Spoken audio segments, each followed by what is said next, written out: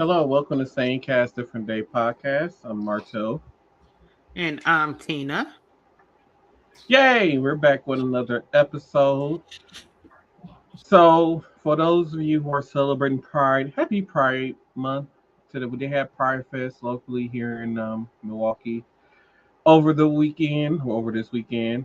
I personally didn't go because Tina already know why I didn't go because the Pride Fest organizers knew why there's a lot of people not going because of the lineups they had. But one thing I see that they did added this year that they haven't seen at previous events was they did have like carnival like games there. So that's the only thing I see that they added new. Um, but yeah. And then in honor of Pride Month, Tina wanted me to play this video for y'all because in New York, the Common Council held a ball. I don't know what they call these balls, but it was like a ball. So I want to play the clip for you.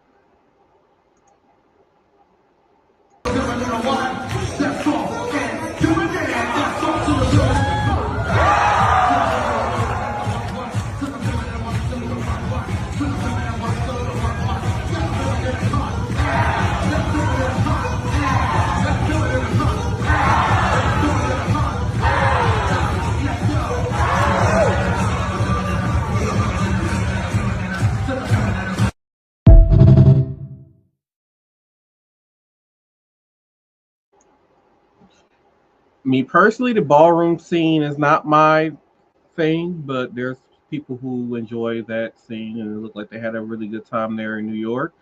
New York seemed to be taking a really big turn with their new mayor in office. Yeah, I like him. He been doing some pretty dope things. One thing I saw was on April 15th here in the United States is known as tax day, right? So that's when that is the last day for you to file your taxes. And on that day, he introduced a new tax for people who own luxury real estate whose primary residence is not in New York. And he said with that new bill, they're going to raise over $500 million. I think that's pretty dope.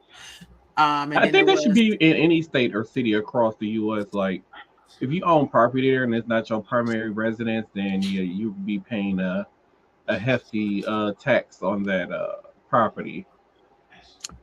and then too, I saw a clip. I believe it was from last month where he rode with some kids to school. I thought that was dope too, like Hmm, on bikes. Hmm.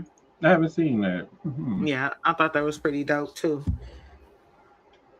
I wish our mayor was like that. It's crazy because I didn't see. I don't know. I'm pretty sure he was at the parade today for Pride, but Cavalier Johnson. But I didn't see any pictures of him at the Pride parade. I saw Mandela. It was Mandela Barnes. I saw pictures of him down at Pride. Being actually, he looked pretty comfortable there. Um, but yeah, I didn't see our local mayor at any pictures from him there. It's probably I don't follow him on any of his social medias. Everybody know anybody who knows me knows I don't even like the man. I would never vote for him ever again. But speaking of some news, so the House votes to cut funding for a WIC program that feeds millions of pregnant women and children. The cuts are looking to be around $200 million. Now, I'm not really familiar with the WIC program. I know like some women use it to get like baby formula and stuff like that. They got like newborns. I don't know what else it really covers under the WIC program. I'm not really sure about those things. Um, I just know that it covers baby formula and apple juice. Jesus Christ. So the WIC program covers pregnant women and children up until the age of 5, at least here in Wisconsin. What it offers is things like staples. So like your milk, your eggs, your bread, um, fruits, peanut butter, beans, cheese, things like that, and the juice, certain types of cereal. And then for newborns, they'll get um, the powdered canned milk is on there. But as they get older, what they're eligible changes, right? So they get more and more stuff as they get older. When they're, they get the baby cereal, they get that type of stuff on there. And then during like this time of the year, you get farmers markets checks. So you can take that down to the farmers market and get some fresh produce. Now, speaking of making cuts to the WIC program, our favorite angry man has posted a message recently. I want to play the clip because I feel like it kind of ties into this. So here we go. Not feeding the babies we have. Why does the government want more? We're not feeding the babies we have. Why does the government want more? I know you're thinking, what's your statistic? Where's your proof that we're not feeding the babies we have? Oh, I don't know. Maybe it's the fact that my toddler's daycare just opened a food bank in the fucking lobby. My toddler's daycare just opened a food bank in the fucking lobby because his classmates might not be able to eat. We got the government. Who's in charge of SNAP benefits? The government that's in charge of food. The government that decides where our fucking money is going to go is going to give $40 billion to Argentina. They're going to build a fucking ballroom to have big old gilded dances. They're going to set how much fucking money for missiles. But the babies we already got, we're not going to fucking feed. We already don't feed the babies. And the government's out here saying we're under-babied. We're not under-babied. We're underpaid. You want more babies? Fucking pay us. Give us the money to feed our fucking kids. Could you try that? Could you think that one through? Could you pull up one Excel spreadsheet that says pay the moms and dads and they'll fuck more? Who wants to fuck right now with these bills? Who wants to, huh? Who wants to nut and have it count? Right now, when any moment your fucking job can be taken by AI or because of some fucking tariff, because some psychopath from the Epstein plane decides on a willy-nilly whim that he's mad at Canada or some shit. Over and over again, I keep getting told it's our fault. It's our fault that America's this way. Well, it's real fucking crazy. When I look at this government, with how much fucking money they make and how many fucking vacations they get to use, tell me how we don't get paid family leave. Tell me how the minimum wage at $7.25 just makes just enough sense. Have Dr. Oz of all fucking people stand next to RFK Jr. telling us that we're under-babied and we need to do work. Fuck you. Do your job.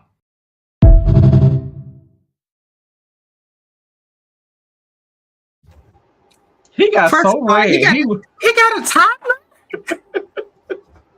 How did that baby sleep during these rants? Like, where did his baby sleep at during the rants? They used to it since the mama was pregnant. I promise you. Look, he was like, who on the fuck right now with these bills? So I feel like that tied in pretty well to with them cutting the WIC program. Like, we can't afford to feed the kids that we got now. Do you want us to have more babies? You know my stance on that. I ain't having no more kids.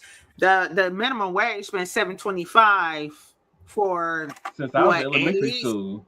At least 20-25 years now. That's sad. That is really, y'all really think that people can work these minimum wage jobs and take care of 3 to 4 kids? Like, a minimum wage job don't even pay rent. And imagine if you need a 2-3 bedroom apartment or house. You think you can afford a 2-3 bedroom apartment or house rent with making $7.25 an hour? Like, come on now, y'all out here tripping. Like, and everything is just too damn high. We were watching a documentary yesterday, and it was about some police officers in New York City back in like the late 80s, early 90s. Doing what they doing, I swear. It was real good, y'all. It was real good. But I said all of that to say this. Like, they were getting money, right? But then the guy was like, he forgot to pick up his paycheck. Like, they were getting paid $600 a week to be police a New York City cop, bro. $600 A And week. this was back in the late 80s, early 90s. Early They was getting 90s. $600. That's it. Like, yeah, I'll be trying to sell drugs too. Even $600 back then don't even seem like a lot of money to live off of. Like, what is we doing? And then we got people like Tina, like the medical person, bringing monkeypox over to the United States. Yeah, I had, and I didn't get a chance to read the whole article, but of course it was, of course it was being talked about at my job. For some reason, monkeypox is always. We got a memo too about it. That and Ebola. Yeah. So, but basically, it was some people that was trying to come into the states with, I believe it was an inactivated monkeypox virus. Yeah. But that's crazy though. Like, what you doing? Why do you even have that in the first place? What made you go travel, spend whatever money you spent to go across the pond to go bring back something, a dead virus? Like, what was you gonna do with it? Like, you just gonna walk, just try to give a whole bunch of people monkeypox? Like, what's happening? People already don't want to get vaccines. Now you want to bring something else into the country to try to unalive a whole bunch of more people. Like, come on, man, y'all gotta do better. Y'all needs to do better with this stuff. Get y'all lives together. And speaking of sports, because it's another clip in here later. So none of these clips are in order, by the way. They just random. So it's gonna be random stuff along as we go along with the show. But and you had time to put them in order. I didn't have time to put them in order. You did. Chicago Bears. They are no longer going to be, I don't know if they're going to be called the Chicago Bears, because they are moving forward. We're moving the Chicago Bears to Hammond, Indiana, which is basically the far western part of Gary, Indiana, is where they're going to be moving the Chicago Bears to, where they're saying they're going to connect the south side of Chicago to Indiana. And there are a lot of Bear fans that are upset. All of us Packer fans can say it's ha ha ha. We get to keep ours. And now it's like, Chicago, y'all doing all this talking like you don't lost the Bears. So like y'all the Bears is not going to be playing in your own state no more, or city. So like, are they still going to be called the Chicago? I mean, because of the lineage behind the name, I guess they still don't keep the name Chicago Bears. Because like I was telling Tina, we already got two NFL teams who are part of New York, but don't play in New York. They play in New Jersey. So their stadium is built in Newark. I think it's Newark, New Jersey, or something like that. So, yeah. I don't know. Chicago Bears, ha ha ha. What should I say? Chicago Bear fans, ha ha ha. Good luck. I know that stadium's gonna be nice though, because they stadium is so. I hate their stadium so much. It's built so stupid. No, when I was going through my poor days, and we went to. So they just not doing it temporarily so they can build a new stadium? There's no stadium in Gary, Indiana at all. So they be building a brand new stadium. No, I'm talking about they be building one from the ground up to play there. I was talking about in Chicago. So if they was to try to stay in Chicago, they have to go put like a college football stadium. I don't know what's the nearest college football stadium they have there. They can hold the capacity at Soldier Field while they tear down Soldier Field and rebuild a new stadium. But the plan was to rebuild a new stadium, I guess, right next to Soldier Field. But those plans fell through because they didn't know if they wanted to do a park, apartment buildings. The city couldn't decide, and then they were going to need some funding from the city. The city, I guess, didn't want to put the funding that they were asking for towards the new stadium build, which is one of the reasons why what was it? Just the Rams, the St. Louis Rams had moved to Los Angeles because the city didn't want to help pay for a new stadium, which is, I think, is the same thing going on with Chicago. So Chicago's like, we just gonna move the stadium to somewhere else, and we're gonna build it privately with our own money. Because the plan was to keep them in Illinois, but they were gonna move them to farther west, like a suburban part. It wouldn't be in Chicago, like a little small city outside of Chicago. their plan was to build there, but now then the plans came up with Indiana, so I guess they're going forward with moving them to Indiana. So haha, Bears, Womp womp womp. no more Bears down, or whatever they call themselves. So because it's a few clips that we got to get through because it's just been some mess going on this week with you know president blaming people for everything that's going on with his administration, like everything is everybody else's fault. So yeah, it's just been some stuff going on. So let's get into these clips. So let's head into the first clip. So the government agency that is responsible for dealing with bed bugs and similar parasitic insects is now infested by bed bugs. Mind you, Doge and Elon Musk, the Trump administration, they slashed their budget and cut hundreds of employees.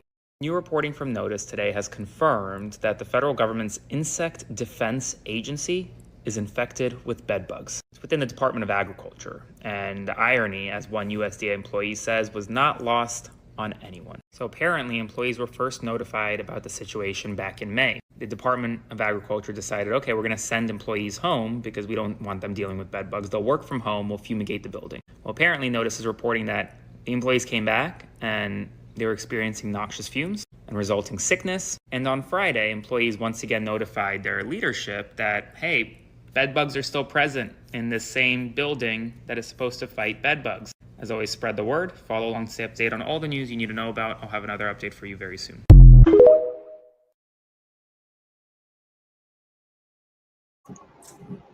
So, like, were they collecting them to study them, or did somebody genuinely just have bed bugs at their house and brought them in?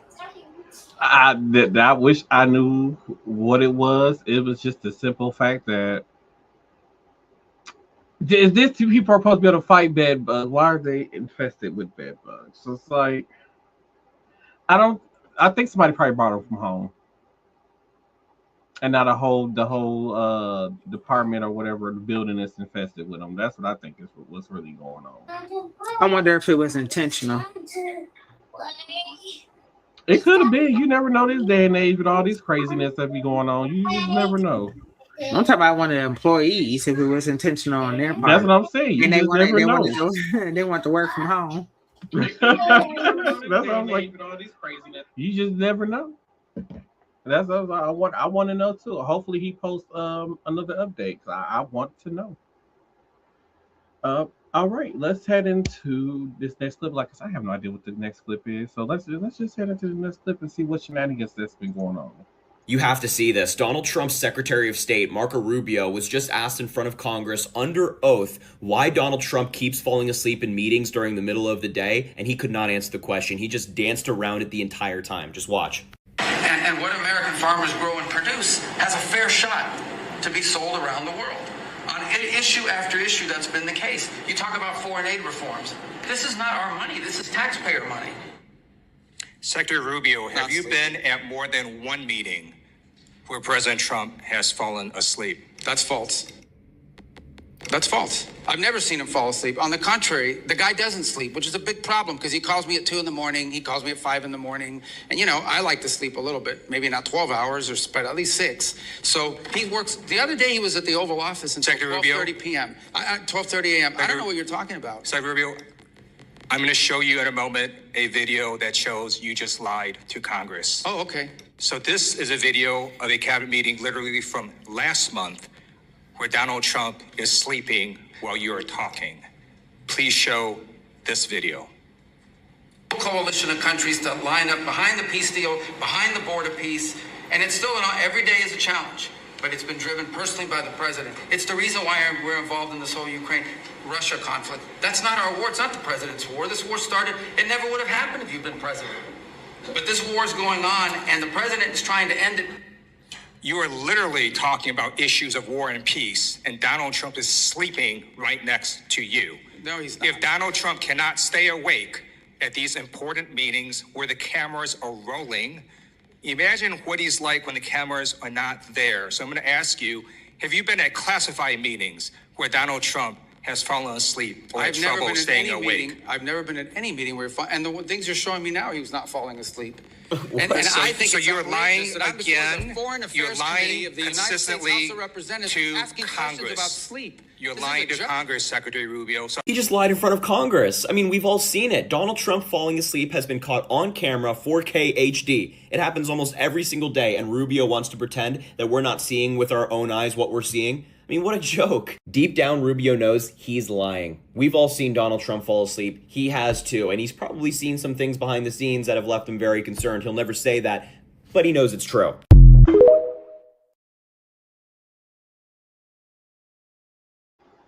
He woke up like, damn, did anybody see me falling asleep? Then fell back to sleep. Like, what? What is we doing? Like, he's literally in a meeting about war, and you're sleeping. Now, let that been a video of Joe Biden sleep at a meeting. We wouldn't hear the end of it. And it's the fact that, like, if he would stop being up on Twitter, which I got another video later on in the show, but if he stopped being up on Twitter and Instagram, whatever, no, Truth Social, and making AI videos at 2-3 o'clock in the morning, you know what? He'd be able to get some damn sleep. Is all I'm saying. I mean, to be fair, I mean, we can't necessarily say he was asleep. He looked like he was sleeping, but he wasn't.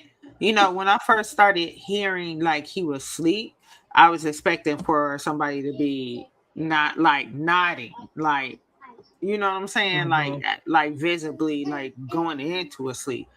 He could have just had his eyes closed. I mean, I do that a lot and just close my eyes for a few minutes, but asleep. you know. No, that man was asleep. I mean, either way, He looked around. Like, we saw you. I mean, either way, it's not like even if he was actually asleep, it doesn't mean that he cared that people saw him sleep. I don't think He don't care. He would care. He So don't I mean, care at all. That's the problem. So the next two clips have to deal with where we live at locally, and I feel like there's a lot of people locally who need to hear this and really start looking at the people we are putting in charge of our local government and who's running our school systems. So let's get into that video. They knew Milwaukee schools were losing $81 million, and they knew for over a year. And they waited until after you voted to tax yourself $252 million to tell you. That's not mismanagement, that's betrayal. Here's what happened. MPS had been submitting bad financial data to the state for years. Because of that bad data, they were collecting more aid than they were entitled to. When the state figured it out, they took it back. $81 million. But here's the part that should make every Milwaukee voter furious. The state knew. They'd been trying to get basic paperwork from the district since April of 2023. Quarterly meetings, then monthly, then weekly, then daily. Just trying to get an audit that was due the previous September. And while all of that was happening, Milwaukee voters were asked to approve a $252 million referendum to bail out the schools. You voted yes. You taxed yourselves, and the state said nothing. Not until after the votes were counted did it come out that MPS had already lost $81 million. Governor Evers was criticized for it. Republicans were furious. Everyone agreed Milwaukee voters deserved to know before they went to the polls. They found out after. The superintendent resigned, the CFO resigned, 3 separate audits were launched. The reporting crisis has since been resolved, but the most recent audit revealed a brand new $46 million deficit. Different problem, same pattern. So let's keep score. A $1 billion county pension hole from a vote with 0 cost estimates. $81 million in school funding lost to their own paperwork failures, while Milwaukee voters were kept in the dark and asked to pay more. In part 4, Madison has been quietly defunding Milwaukee for over 20 years, and most people have no idea. That video will be out tomorrow. Follow Politically Homeless for more.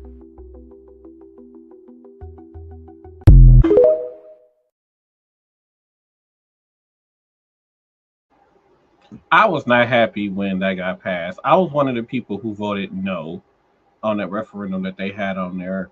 And I feel like with how he described it, like, I remember all these stories coming out about after how it was passed, and then all this stuff came about. Well, we wasn't told that Madison took back $81 million. We was never told that part. But for them to still have a deficit with a 60 or $40 million deficit, and y'all just approved $252 million from taxpayers, is ridiculous. I feel like there should be a way for us to go back, repeal it, and then have that referendum taken off. Like it should not be in place, especially with the mismanagement of money that they've been doing.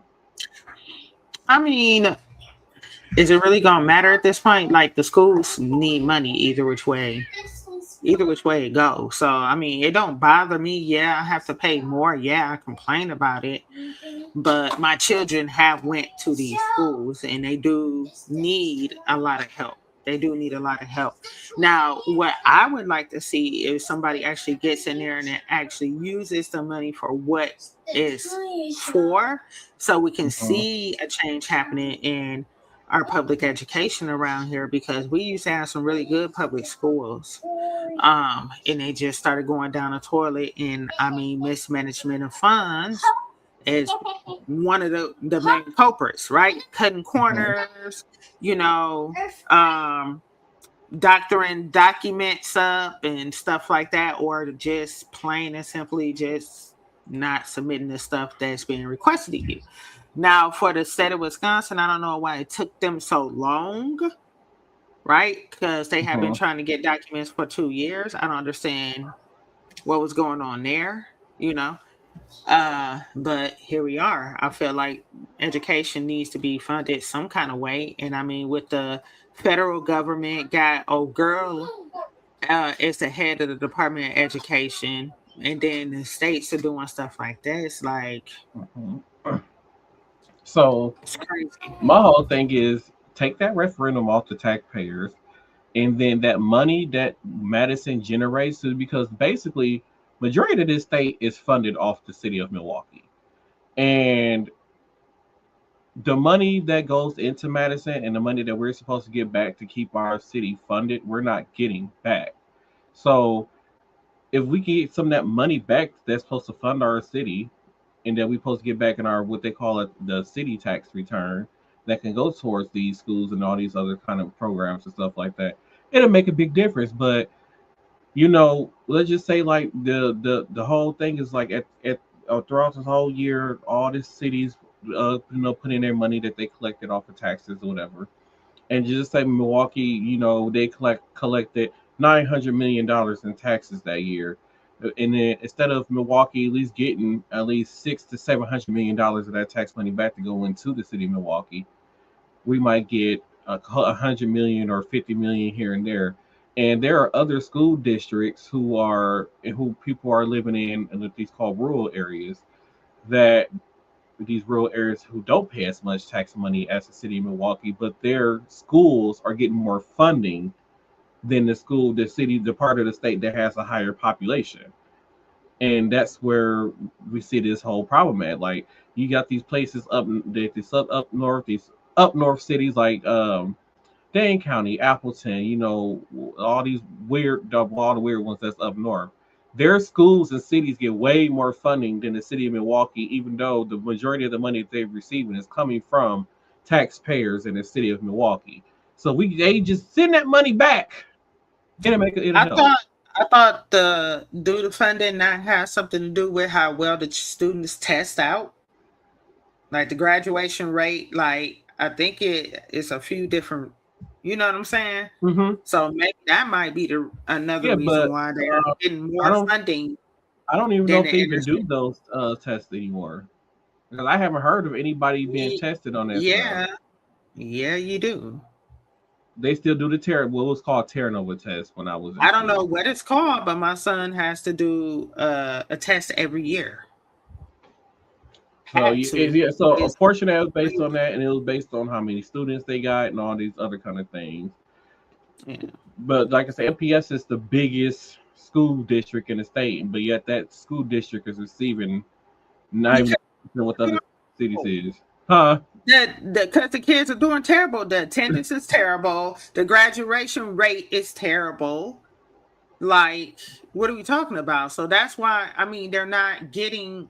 And my son went to a private parochial school, And we talked about that, I think, did we talk about it on the last podcast? I don't know. Where, no, I don't think I was talking to you, but basically because it's a charter school, right?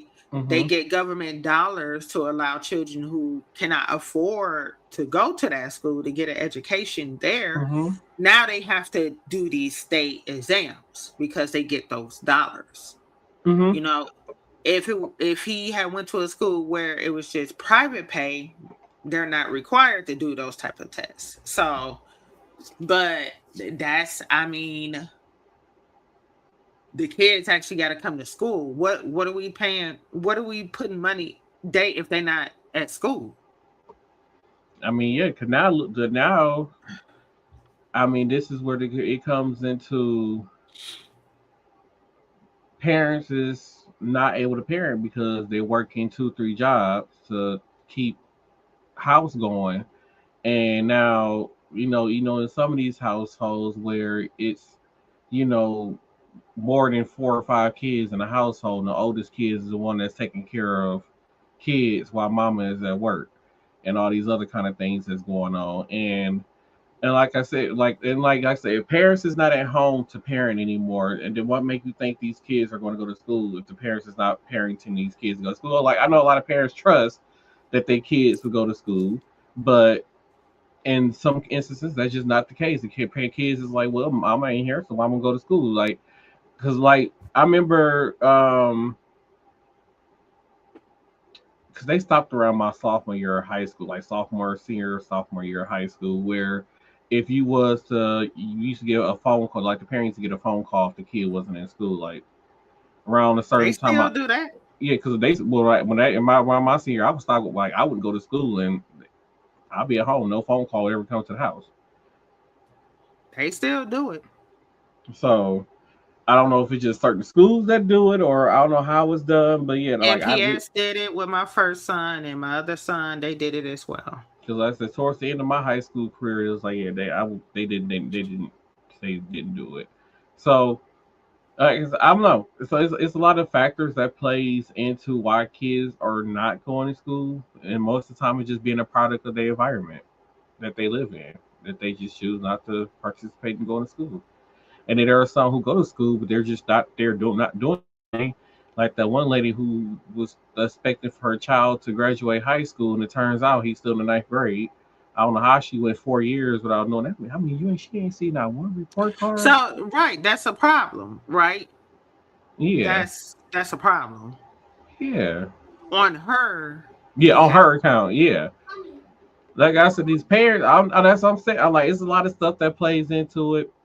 I hope they can figure out a solution to this. And like I said, our local government just need to do better, especially that they have Cavalier Johnson.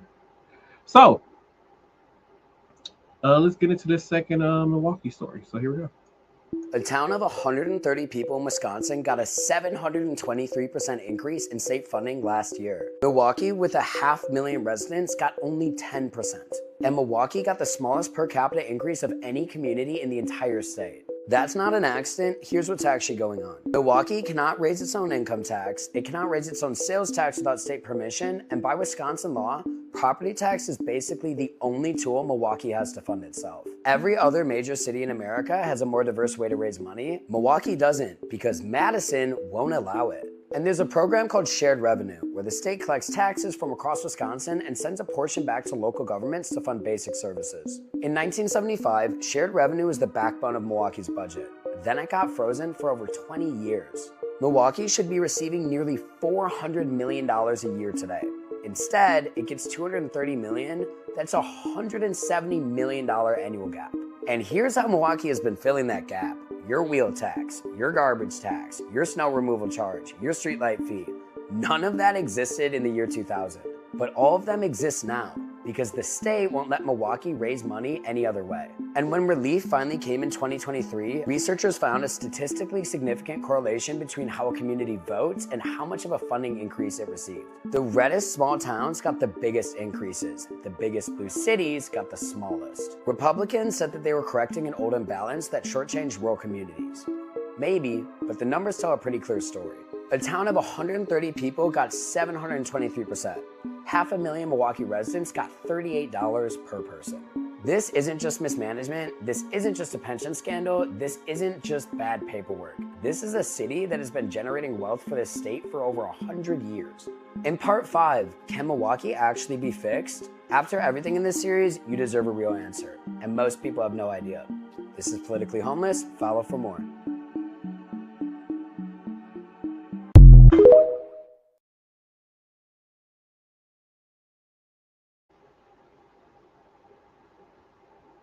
So, there we go.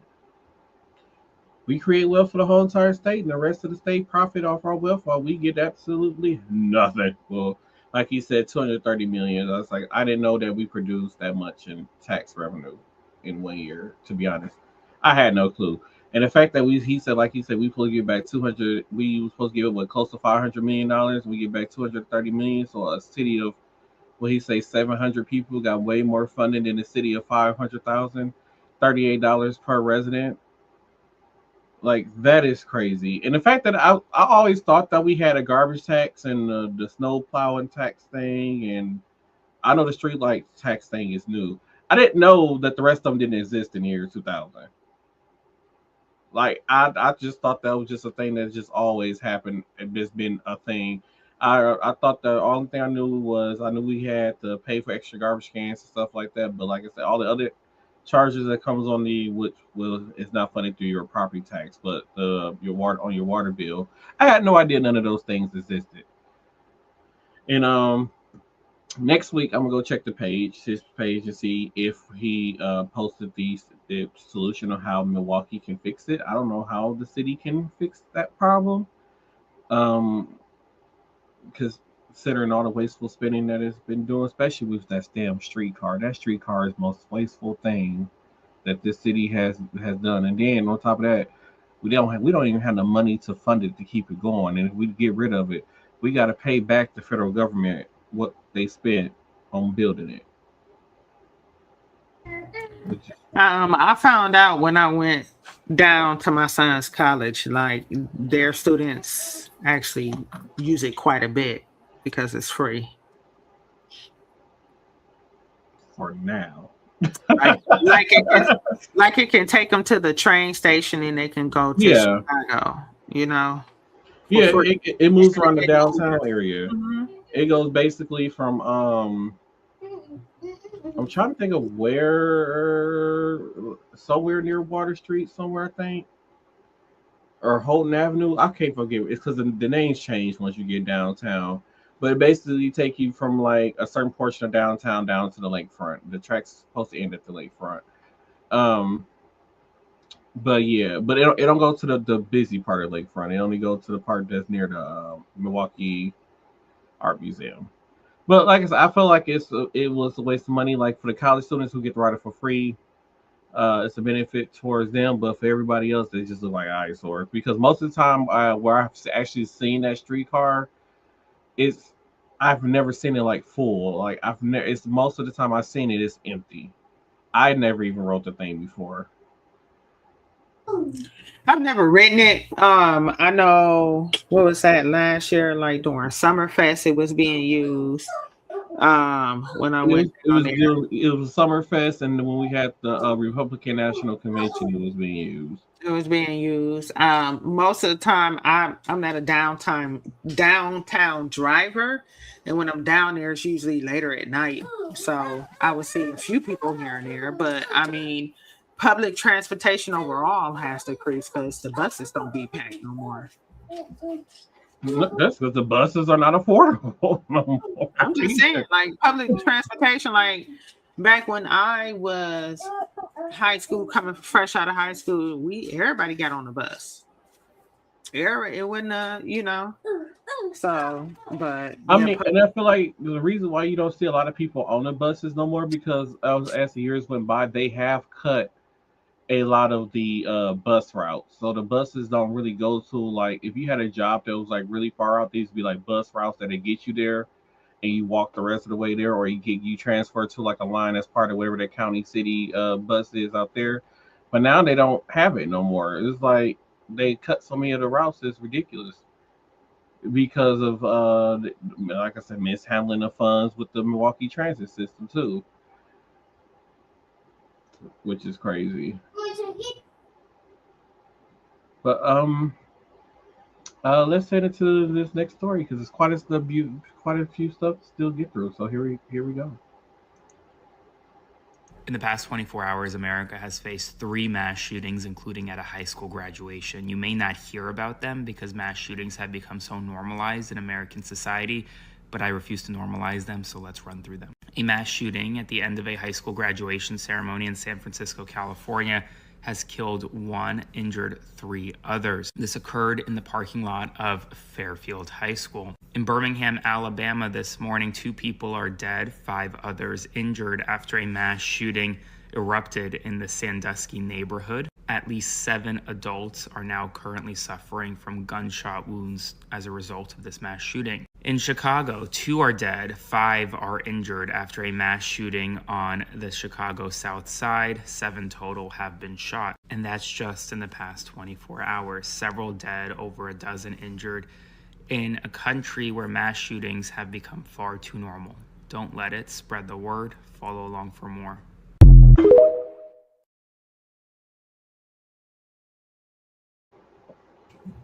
He looked more and more stressed out every day.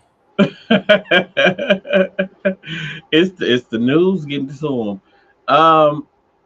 So yeah, it's so crazy because now, like he said, the news, as far as I know, I didn't see no Facebook posts or anything on Twitter, TikTok, or Facebook where there's any news posts about any of these mass shootings that happened over that course of 24 hours. And it's just almost like, have we come so accustomed to mass shootings that when they happen, it just feels like a normal day? Like, that's crazy. We that desensitized to that kind of stuff now. I mean, I saw a few reports on them, but I don't like to deep dive into reading everything that happened, but that's my personal preference. Yeah. All right, let's move into this next story. Like I said, we got a lot to get through, so here we go. Donald Trump is in the middle of his worst string of losses that he's ever had as president, and he couldn't be taking it worse, from his own party rejecting his policy to trying to gaslight the world into thinking that everybody loves him. Here is everything that you need to know. We have so much to cover, let's try to speed run this shit. First and foremost, Donald Trump's SAVE Act, aka Trump's voter suppression bill, has failed in Congress again. This time because of 4 Republican senators who split from Trump and killed the bill. This is a monumental loss for the Trump administration. The SAVE Act is dead again, and this time his own party did it to him. Let's move on to Trump's second big loss. Some members of Congress are now calling for the 25th Amendment to be invoked against Trump to throw him out of office because he has dozed off on camera in the Oval Office again. So far in Donald Trump's second administration, he's fallen asleep on camera in the Oval Office 14 times in a year and a half. Meanwhile, Biden, throughout his entire 4-year administration, only fell asleep on camera 4 times. Keep in mind, this is very ironic because one of MAGA and Trump's largest talking points prior to the election was that Sleepy Joe was unfit to serve because of the 4 times he fell asleep in the Oval Office. Okay, let's move on to the last big loss. Last week on this channel, we went over how a judge ruled that Donald Trump had to remove his name from the Kennedy Center, arguing that the center was named after one president, not 2, and Donald Trump affixing his name to the center was illegal. Well, the process to remove his name has officially begun, and in fact, construction crews will have it completely removed by June 12th. And what has Donald Trump's response been to these major losses? Well, it's been to try to gaslight us all into thinking that the world's in love with him. He's been crashing out on Truth Social. He posted this AI video, accompanied by this AI song, saying that everyone loves him. I'll show you a couple highlights from that now. Trump, Trump, Trump, Trump, Trump, Trump, Trump. Everywhere I go, they love Donald, Donald Trump. Down in Mexico, they love Donald, Donald Trump. Met some Africans, they love Donald, Donald Trump. Even in China, they love Donald, Donald Trump.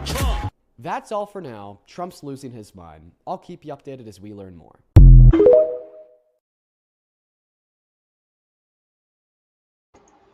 I do have a longer version of that Trump video somewhere in the show, but the man is crazy.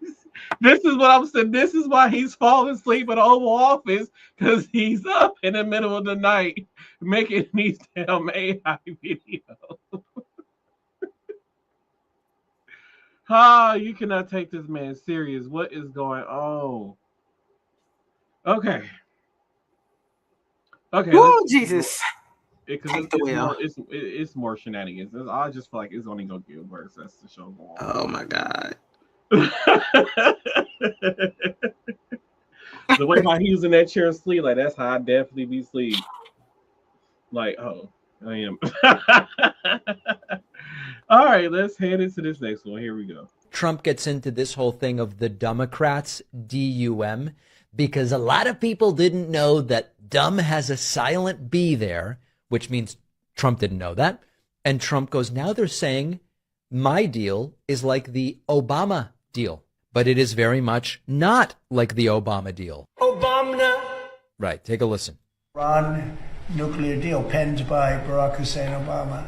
It's one of the dumbest deals I've ever seen. And this has no relation. I like these morons, these Democrats, D-U-M, Democrats, that go on television and say, oh, well, this is just like the Obama deal. This is the exact opposite. This is no path to a nuclear weapon. That was an absolute path to a nuclear weapon that you couldn't have done anything about. This is Anyway, Trump sees the writing on the wall. The best that he can hope to do right now is to put together a deal that would be like the Obama nuclear deal, but realistically not as good and not as strong. And so what he is left to do is to say it would be nothing like that, except, of course, it would. It just wouldn't have Obama's name on it. It would seek to control and limit the level of enrichment of uranium that Iran can do. It would deal with releasing some sanctioned money to the Iranians, which the Obama deal did, and Trump was hugely critical of that when it happened, and so were other Republicans. It would be the best that Trump can hope to do is to put back in place something like the Iran nuclear deal. Hey, if you like this kind of content, make sure to check out our full show. Our social media clips are just a peek into the stories I cover. Speaking of that deal, it was like Obama gave Iran and money. So that was money that was sanctioned that basically the U.S. held and we kept. It was their money. We just gave them their money back that we were just holding on to for some sanctions that happened before Obama got in office, by the way. But speaking of, I don't know what he said in that clip. Like, nothing he said made sense when he was talking about Democrat. Nothing he said in that statement. I'm like, what? It's like, are you taking nuclear weapons away or giving it to him? Like, I really didn't understand what he was trying to get, the point he was trying to get across. He wasn't trying to get a point across. He was talking in circles, so you would still not walk away with anything. That's a tactic. He knew what he was doing. God. He know what he doing, playing stupid and dumb and stuff like that. That man is not stupid, nor is he dumb. It's a deflection. Yeah, I agree. Let's get into this next one. Knicks fans are furious at the president of the United States because Donald Trump's presence at Madison Square Garden for Game 3 has led the Knicks to have to cancel all watch parties outside of MSG during and after the game. Why? Because of increased security measures for the president of the United States. Not only will they have to go through TSA-style screening, not only can they no longer bring any bags into the arena, not only will it take potentially hours to get in, and the Knicks are telling their fans to get in 2 hours plus before, not only do they have to spend upwards of $5, $6, $7, sometimes $10 or even $20,000 for a ticket, well, now if they want to just watch outside the stadium, New Yorkers can't do that as well. Security measures for the president of the United States are extremely tight for obvious reasons, but Knicks fans on the internet are not happy. They think that Donald Trump is co-opting this event, and it's ruining New Yorkers' time. Let me know what you think, especially if you're a New Yorker or if you're coming from San Antonio. Spread the word. Follow for more.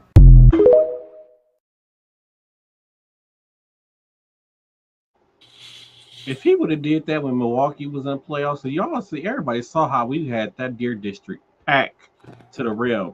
Like that was the first time that over 100,000 people was in our downtown area at one time like that. And And and it went off without a hitch, didn't it? It was pretty did. cool. It was no issue to the very end, but it was really no issues during the whole entire event. And I feel like being like the fans who be outside of the arena when they're having these watch parties, it's a really great experience. Yeah, it is. Yeah, and for him to be like and be selfish, like, oh, I'm gonna go to the next game. Like, just stay your ass in DC and let us have our fun. Like, you already took fun away out of everything else. Like, let us have this moment. It's been 20 some years since the Knicks have made it to the NBA Finals, and here you go ruin it. Oh God, Danhausen, help them. Let's get into this next clip. So I believe this next clip is the one that Tina had just sent me earlier before the show. And I think he might have got angry. I don't know. This might be that clip, might not be that clip. I don't know, but let's figure out what we're going into. There we go. Donald Trump just completely melted down, crashed out, and canceled an interview midway through on Meet the Press after being pressed on his lies. A stunning moment from a president who seems to be more fragile than ever. Watch this and spread the word. That they're rigged. You know that I won an election in a landslide, and I got 94% bad press. But, Mr. President, you know why I got that? Because you have no evidence. Credibility. But you've never presented evidence that it was rigged. Let's keep talking about. I want to talk about Todd. You have more evidence. There's more evidence than ever presented. Let's talk your about elections in this country. We're like a third world country. Your elections are crooked, and you're crooked, and Meet the Press is crooked, and so is ABC and CBS and CNN. But, Mr. President, you're one-sided crooked networks. All right, let's call it quits because I've had enough. Thank you, darling. Have a good time. Mr. President, let's please. I traveled all the way to Wisconsin. I've sat in the rain with you. I know. I've sat in the rain with you for an hour, on and off in the rain, and I've given you enough time.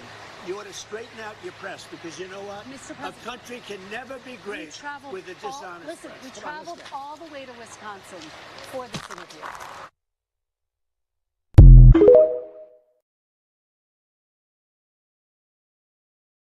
Now, I do have a better video of that clip because I know the audio was kind of low for that one, but I do have a better version of it. So here we go right here. The leftist party is assassinating conservative. Nope, wrong clip. I don't know where it's at. I could have sworn I had it in here. And then in the final. Yeah, I don't know where it's at. I thought I had it in here. I don't know. Oh, the election was rigged. It was a dirty election, and it's happening again right now in California. Presented evidence. It's happening right now in California. Right now, it's look at what's happening in California. To that? It's the 4 Republicans days. are doing well in California. It's no, they're not. They're dropping fast because it's a rigged election. Let me tell you, it's 4 days. And they aren't even close to coming up with it. You know why they're doing that? Because they're cheating on the election. What? Do you have evidence to support all I have to do is look. All I have to do is look. That's not evidence. And I listen.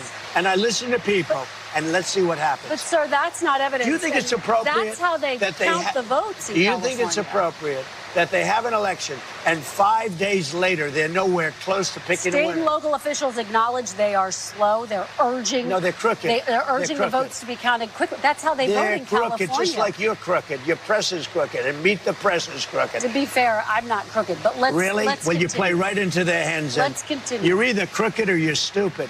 You play right into their hands with this rap. You know that these elections are rigged. Your network knows that they're rigged. You know that I won an election in a landslide, and I got 94% bad press. But, Mr. President, you know why I got that? Because you have no credibility. But you've never presented evidence that it was rigged. Let's keep talking about. I want to talk about Todd. You have more evidence. There's more evidence than ever presented. Let's talk your about elections in this country. We're like a third world country. Your elections are crooked, and you're crooked, and Meet the Press is crooked, and so is ABC and CBS and CNN. But, Mr. President, you're one-sided crooked networks. All right, let's call it quits because I've had enough. Thank you, darling. Have a good time. Mr. President, let's please. I traveled all the way to Wisconsin. I've sat in the rain with you. I know. I've sat in the rain with you for an hour, on and off in the rain, and I've given you enough time. You ought to straighten out your press because you know what? Mr. President, a country can never be great with a dishonest Listen, press. we traveled all the way to Wisconsin for this interview.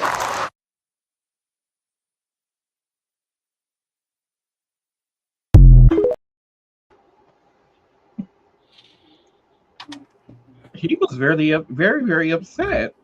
He was a little angry man. He was very upset. When I happened to stroll past that earlier, I was like, "Oh, what's happening here?" And so when he talked about these elections, how it was crooked, it was rigged and everything, like they can't believe all the Biden got all these votes. People was tired of your mess. That was people tired of your mess, and because I feel like the only reason Donald Trump that you really got elected for this second term was just because of the fact that it was a woman running, and there were a lot of men, both Republican, Democrat, white, black, Asian. They just did not want a woman running this country, and that's the only reason why you got this second term. And I do got a clip related to what she was saying about farming and stuff like that, and the cost of dairy and everything going up. But yeah, for him to go off on a woman like that and calling her stupid and everything, the way how he talked to people, I've never seen a president ever in the history on TV, mic'd up, talking to people that you are supposed to represent, whether a person is a Democrat or a Republican. If you are a Republican president, you still have to represent those Democratic people who did not vote for you. You still are the voice of those people, and for you to just be like, you all are stupid and don't care about them and don't care about what their needs are or anything like that, you are a selfish man, and I don't like you. And I didn't even know he was in Wisconsin. I had no idea. Yeah, I had no clue he was here. I don't know when he came here. But let's head into the next clip about farming. Expect money to be moving out of your wallet at the ice cream parlor this summer, and that's because getting dairy from cows like these is getting a lot more expensive because of the war in Iran. If you could pick one word to describe how it feels to be a farmer right now in America, what would that one word be? Frustrated. And number one, because most of this situations have been caused by the administration's actions. That's Darren Von Ruden, the president of the Wisconsin Farmers Union, who runs this small family-run farm in Westby, Wisconsin. He says the Trump administration's policies, like the war in Iran, is making it so much more expensive to run equipment like this tractor. We were running over 100 gallons of diesel through our tractors every day. And so when you look at that $1.80 difference, $1.90 difference, that's leading to more costs for us as farmers. Diesel prices from pumps like these have shot up from $3.22 a year ago to about $5.35 today. And that's not even mentioning President Trump's tariff policies that have made buying new equipment so much more expensive and have ruffled the feathers of President Trump's biggest trading partner. He's pissed off our biggest buyer with China. And with them not buying our products, we're losing those markets to other countries. Does it feel like the president is putting American farmers first? Not really. I would. There's certain things that he's done correctly, but they're very few. Certainly understand the America First approach. That's what we all hope for. But in reality, are we putting America first when we're putting ourselves at a market disadvantage overnight? Number one, because the American consumer expects high quality products at an affordable price, and we're really not going to see that with tariffs on pretty much everything that the consumer buys and consumes.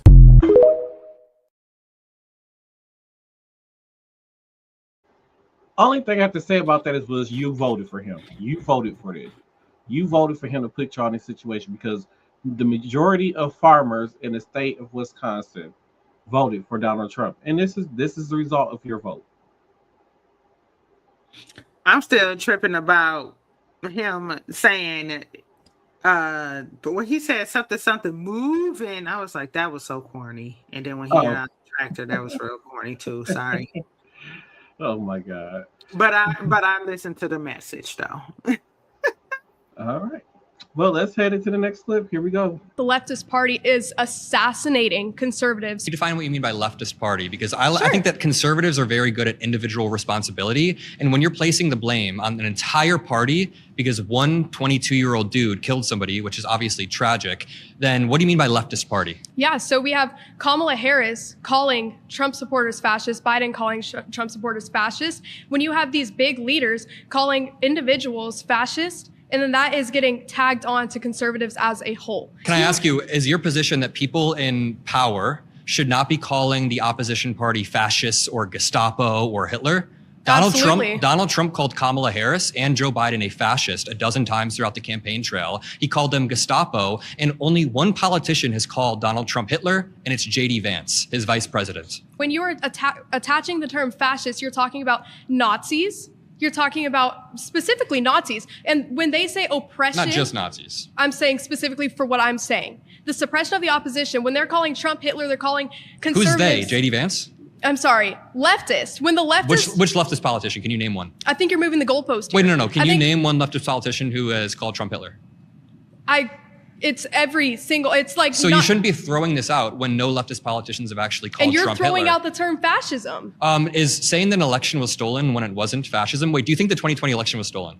I don't know. You don't know. I don't know because I'm not honestly, up in power to this find proves that my out. point. Trump is causing a rise of fascism in our generation. I would never say that you're a fascist, but I think there is a normalization of an ideology where people are denying elections. You don't even know if the 2020 election was stolen. This isn't America. The 2020 election was not stolen. You've been eliminated by the majority. So her own people who's there debate with her is like, girl, you sound stupid, you making the rest of us look stupid, get off the stage. I be trying to watch those sometimes, but they be like going on for hours. Yeah. Those little debates like that, yeah. Yeah, that's why I just try to find little clips of it.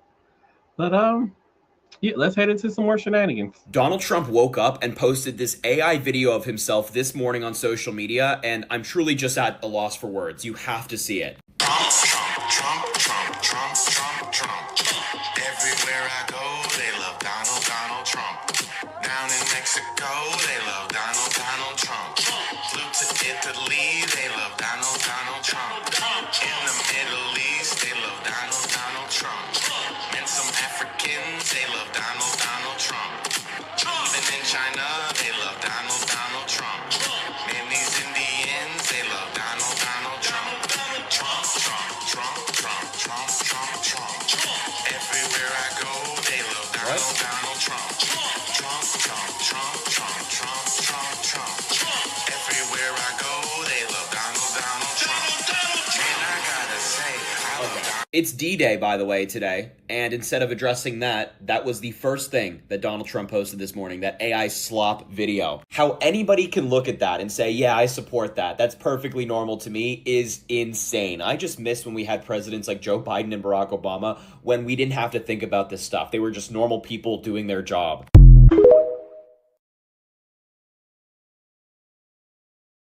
I even miss Bush.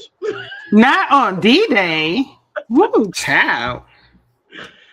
Oh, that video is such an embarrassment. Oh my God. Like you talking about, you got the Chinaman with the Trump grill. It's too much. Mommy. It's too much. That was all right, I told you I had another view that video. All right, so let's head into this next clip because yeah. This conversation is only for the Europeans who tried to convince America that their heat waves were hot. As you see, your professional elite athletes are struggling. France is struggling. Norway is struggling. England is struggling. Czech just arrived yesterday in North Texas. I'm telling you right now, we just live differently. We're not bragging. It's just that you guys made this weird competition when you said that 80 degrees was hot where you're from. And I get it, it might be hot to you, but it is literally raining right now and it's 85 degrees. Like we are just used to heat in the summer. Like you guys just don't understand that piece of it. And we're not trying to be facetious. This has nothing to do, if you've never been part of this conversation, then hop out. This is for the Europeans who are always like, you guys don't understand our hot is hotter. Your professional elite athletes are struggling right now. They are struggling. Your elite athletes. What do you think you're going to do here? God, y'all stupid.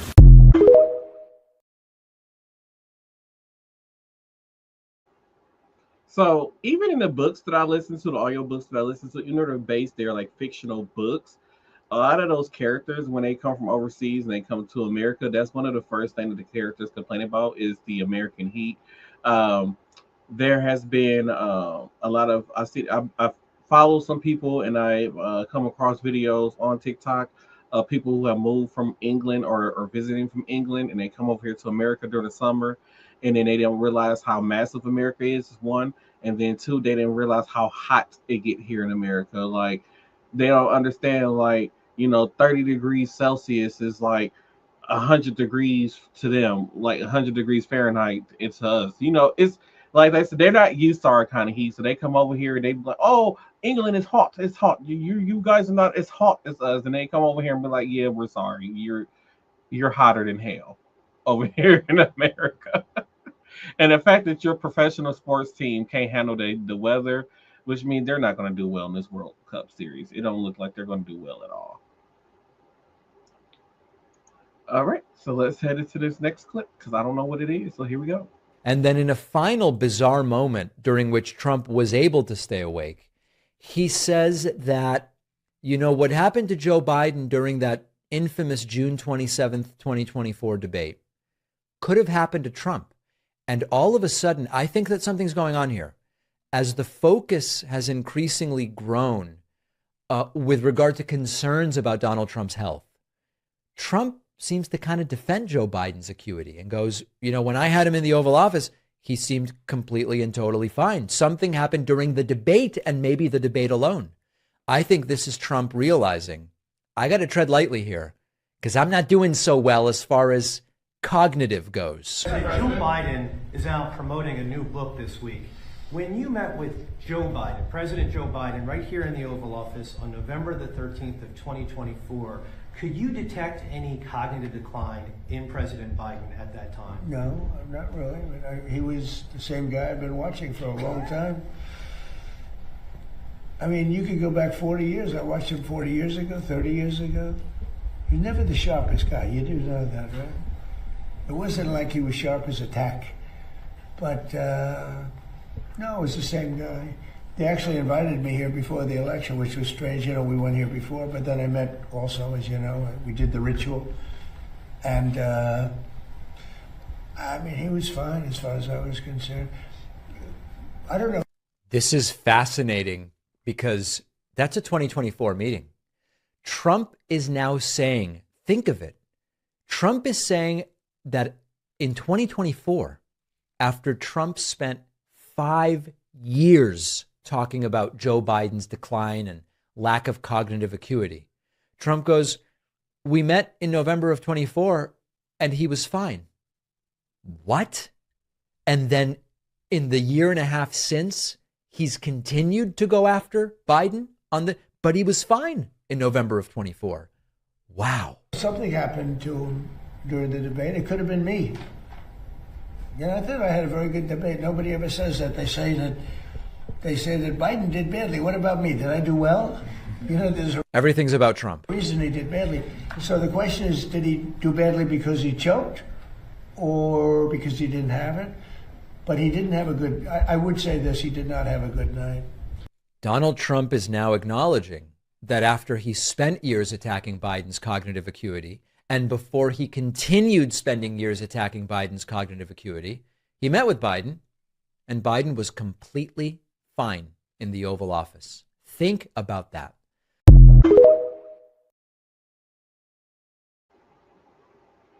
Biden was fine in 2024. That's all I got to say. And once again, he was rambling. I still have a clue about what he was talking about. But let's head into this next clip. Donald Trump has now blamed the weather for the fact that he crashed out, melted down, and ended his Meet the Press interview with Kirsten Walker early. He went on stage with the farmers in Wisconsin and essentially said, I had a beautiful barn that I was doing this interview in with fake news NBC, but it was raining and I got really angry with them, putting the blame on the rain and the weather not on the fact that he was called out on his lies. Because if you watch the video, which I have posted earlier today, Welker clearly pushes him on the fact that he has spread complete misinformation and lies regarding elections, but specifically the California election, where Spencer Pratt, his endorsed candidate, is on the verge of dropping down out of the top 2 in the LA mayor's race. He got mad about that, not the weather, but he is putting the blame on the rain and on the weather. So that's where we're at. As always, spread the word. Full updates on my Substack, linked in bio. Subscribe for free. Follow along, stay updated on all the news you need to know about. I'm gonna start blaming the weather on when I'm cranky like him. I'm just the weather made him crash out. Yeah, it's legit. I mean, yeah. If it's too hot, I'm gonna crash out. Pretty much. Let's head into this next one. We almost. I'm messing up all the camera views, y'all. We have huge news right now, just in time for Donald Trump's birthday. The Epstein Files Library is in Washington, D.C., right in Donald Trump's backyard, and I have the first look. I'm going to show it to you right now. Here's a major timeline of everything related to Donald Trump and Jeffrey Epstein. In the Epstein Files Library, every single Epstein file that has been partially redacted and printed by the DOJ is printed out, binders on binders. Over 3,000 of these volumes, millions and millions of pages. These are all Epstein files. There's a station for you to call the DOJ and to demand the release of all of the remaining files. Remember, there are 6 million total files. They've only released about half of them. And it's a wall of notes that is going to start growing. A lot of these notes are from the New York stop. The DC stop is going to explode after people come. Let me show you some of them.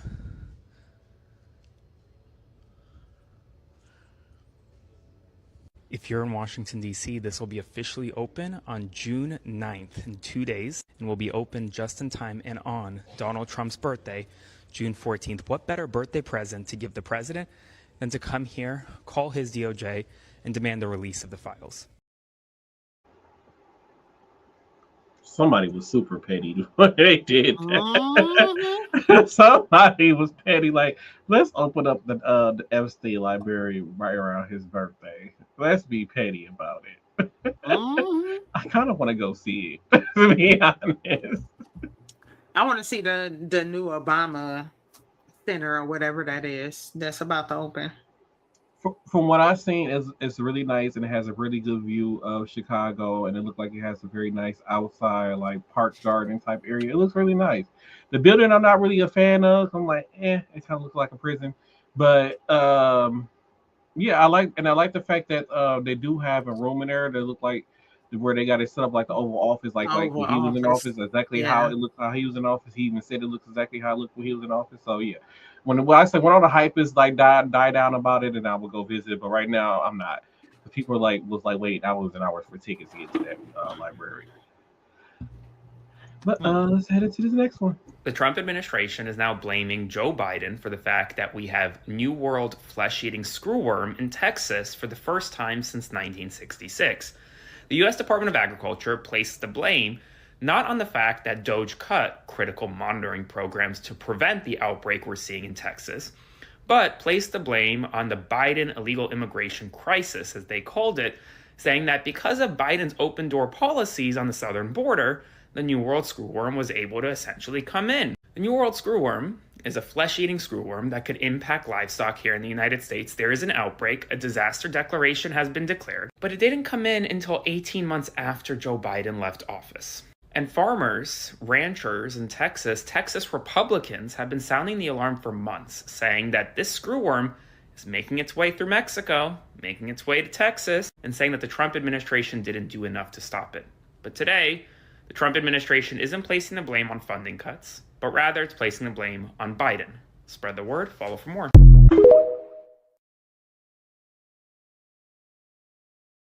That's because he was busy. Of course they blaming it on Biden, of course. Yeah. And then he was, and then the bells wasn't sounding because he was too busy deporting 18 million Mexicans out of the U.S. That's what he's been doing. Mm-hmm. Next clip. Ain't Because no Cavalier way. Johnson, David Crowley, and Tony Evers, I'm going to throw your ass in there too. There is no way in heaven, hell, or anywhere in between the three of y'all thought that tearing up the city of Milwaukee the way that y'all are tearing it up on all four corners at the same time was a good idea.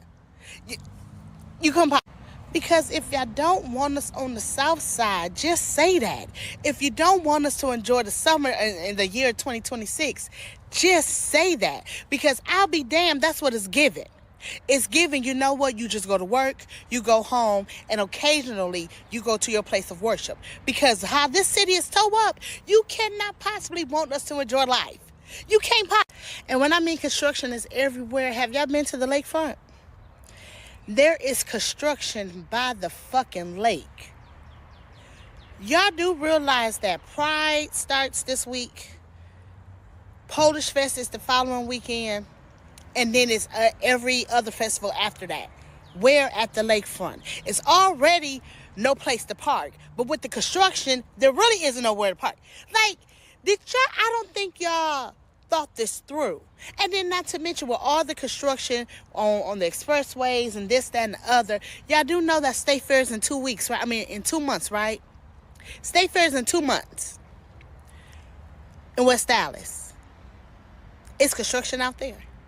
Y'all want the whole state to go to West Dallas with all this construction. Y'all didn't think this through. Y'all did not think this through. And Milwaukee has amazing summers. Milwaukee has great summers. But y'all gonna make folks not want to do nothing because not only with the cost of gas, but because of construction. And then what's not being constructed on, the roads are fucking terrible. Those potholes are damn near sinkholes. Like, come on. Like, I swear to God, y'all did this on purpose. And I really do think that it is deeper than just construction. I really do.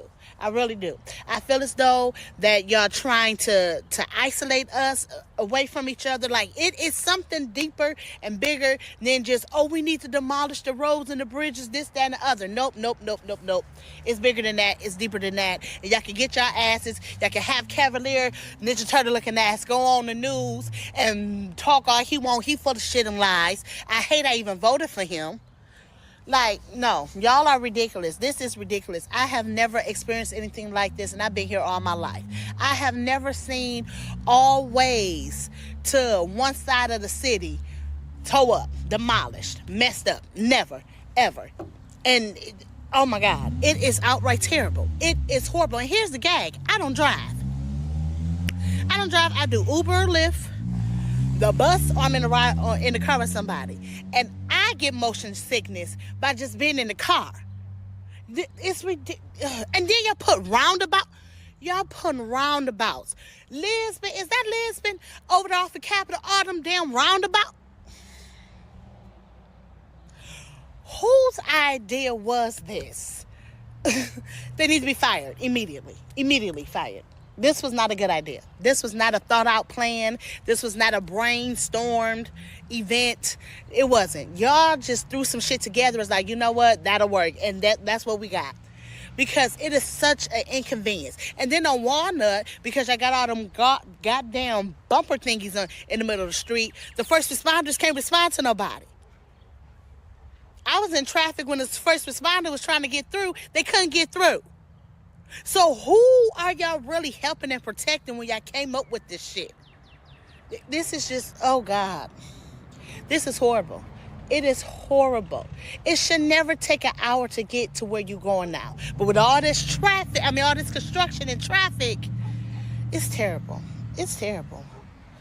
Y'all really don't want us to enjoy life. Y'all do not want us to enjoy the summer. Y'all don't want us just to be okay. Y'all found a way to fuck up everything else. And having all four corners of the city of Milwaukee in construction, y'all have done that. Y'all have done that.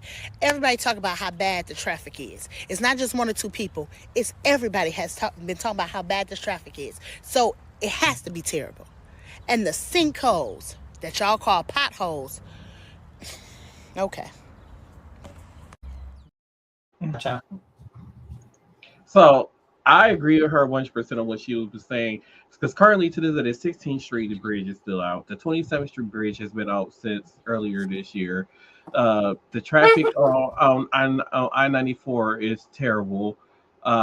They have National Avenue right now is completely shut down. You almost can't even drive on National Avenue in certain areas.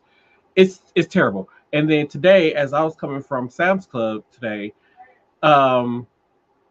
they had a portion of the highway. It was like 3 lanes and a highway closed, but there was repaving the highway that leads to going to if you're going west towards Beloit, and for the people who were coming from the airport to try to get north to go to Milwaukee, you couldn't go north, so you ain't had no choice but to go divert and go west to go west.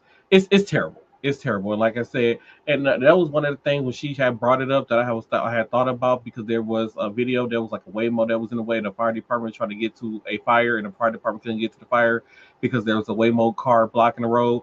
And I had thought about that. The way how this traffic be backed up, and then y'all got these like bumper things that's out in this what's supposed to be the second lane. Then you got vehicles parked in what's supposed to be the second lane of traffic now to have these protected bike lanes. If there is an emergency, how these emergency vehicles are supposed to get through? Because we don't got nowhere to pull over to let the emergency vehicles pass. How y'all got the streets set up? I just thought about that too. People just start running through the intersection to let the emergency vehicles go past, like, because they can't go around on the left or the right anymore. Yeah. We got to just keep going through the intersection so they can get from behind us. And then more than likely, if the cars ain't got no the cars that come from the opposite direction, they ain't gonna know there's emergency vehicles behind us. Why everybody? So that's gonna cause a massive accident that's just waiting to happen. It's gonna happen. So I got 3 more clips. The other ones is gonna have to wait till next week because I want to get these in. Two of these clips are what Tina had sent me, and I was like, ha, I'm gonna play it on the podcast. So here we go. Is he? Yeah, I'm not quite sure. Don't look at me. I've had nothing to do with him for a while. Good point. He is one of mine. You know what? Let me just...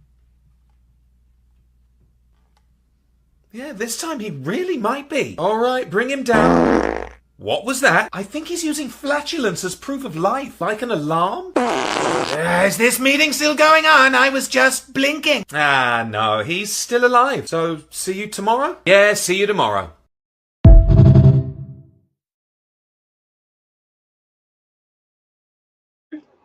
He know it. He know. Dog, it was the towel for his hairstyle for me. Oh my goodness. This meeting still going on. I was just blinking, man. When I seen that, I swear I was about to. I couldn't even breathe.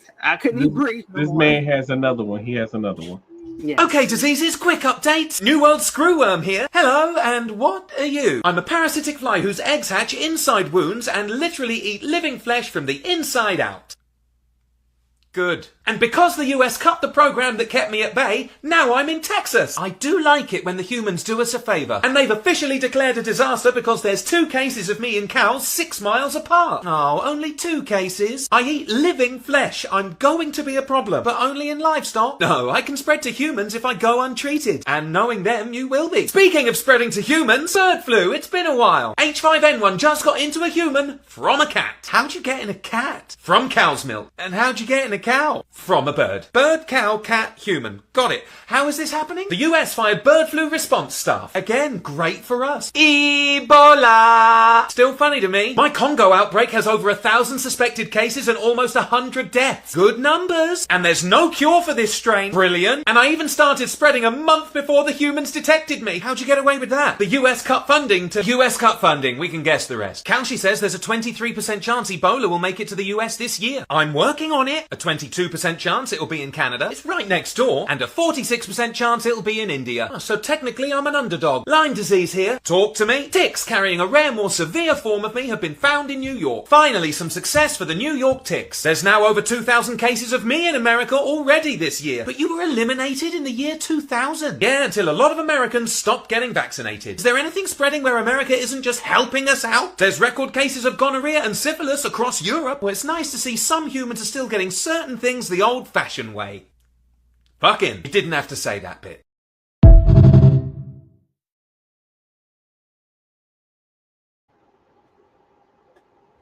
Yeah, I stumbled upon his account today. I was like, oh, I like his satire.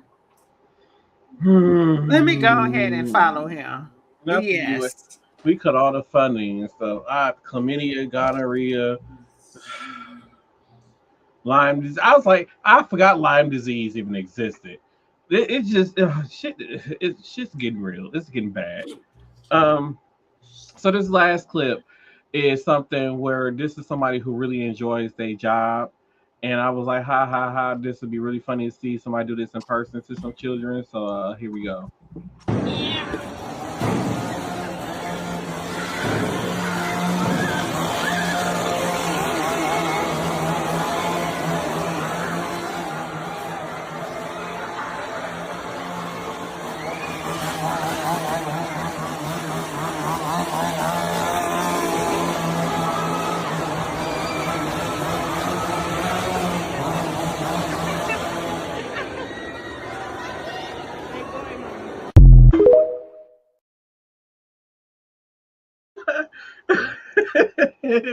It was the spin on the try. He tried to do the spin on the board with the thing to me. Oh Lord.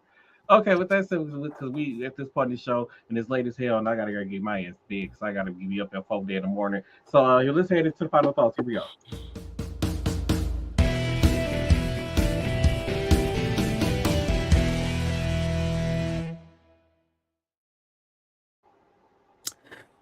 Let me see. Final thoughts for me today. You know, I don't know how we're gonna go through the rest of his term with all of these. Like, he crashing out, he falling asleep, he doing AI generated content on D-Day that includes Asian people with grills. You know, I just wake up and, you know, it's just every day is something new. When you just don't think he can top himself, he does. And he continues to reinvent his foolishness. And I mean, he's very persistent. As far, I still don't know who's supposed to be running for governor here besides the guy that was still in the signs. I guess whoever name was on the signs is the ones that's running. I haven't seen any commercials. I don't know what's going on with the government, etc., etc. And we can all solve this by allowing Wisconsin to sell weed legally. And that's my final thought. Please make it legal, because that'll generate a lot of tax dollars for our city. So David Crowley, I know, is one of the people that's running for governor. Mandela Barnes, and there's an independent lady. I don't want to get her nationality wrong, because she either Hmong or Korean or some of Eastern Asia. But yeah, so she's running from, and there's some other people that's running for governor. Fuck you. What's our Cavalier Johnson? Like she said, you Ninja Turtle bastard. Fuck you.